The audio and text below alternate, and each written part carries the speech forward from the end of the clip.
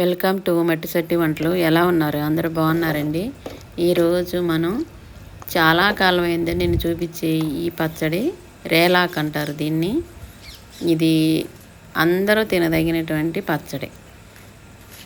దీన్ని తినటం వలన నులు పురుగులు చక్కగా పోయి కడుపు ఫ్రీగా ఉంటుందండి. చాలా మంచి ఆకు ఇది.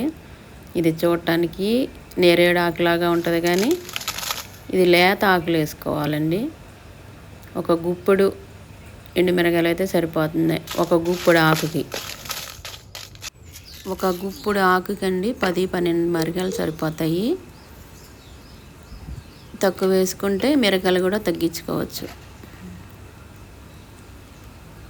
తర్వాత మనం ఆ మిరగాయలు వేగుతూ ఉండగా ధనియాలు స్పూను, జీలకర్ర స్పూను, ఒక సరిపడా ఉప్పు వేసుకోవాలండి. ఇప్పుడు మనం ఆ ఆకుని సన్నగా తరుక్కొని వేసుకుంటున్నాను. ఇది కనీసం 6-7 మందికైనా వస్తుంది ఈ పచ్చడి. చాలా బాగుంటుందండి. పుదీనా పచ్చడి లాగానే ఉంటుంది.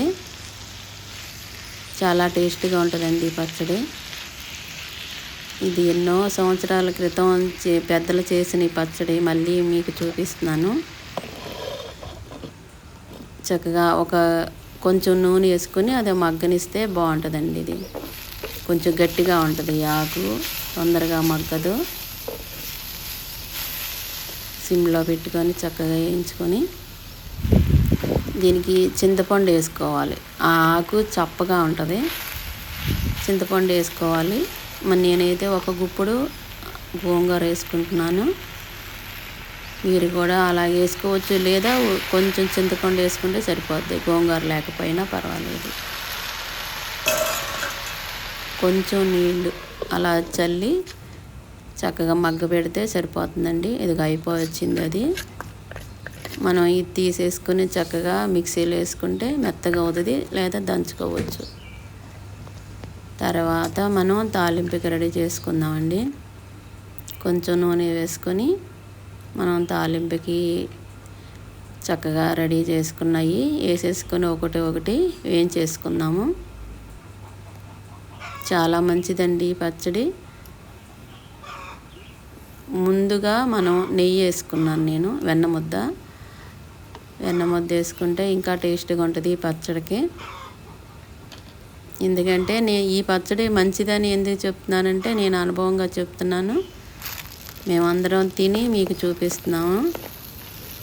ముందుగా ఆవాలు, పచ్చెనగపప్పు, మినపగుళ్ళు ఇవన్నీ వేసుకొని వేయించుకున్నాక